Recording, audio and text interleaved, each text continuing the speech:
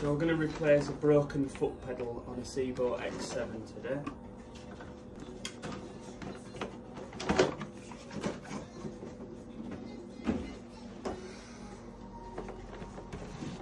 So take the main body off, tip it on its head, and it's the screw that's located next to the wheel. You should then simply be able to pull the wheel out, which releases the old pedal.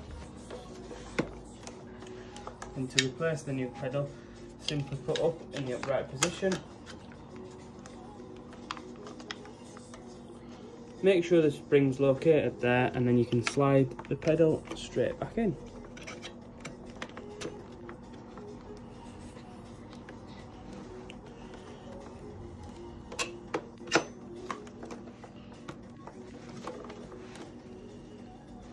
Pop the screw back in.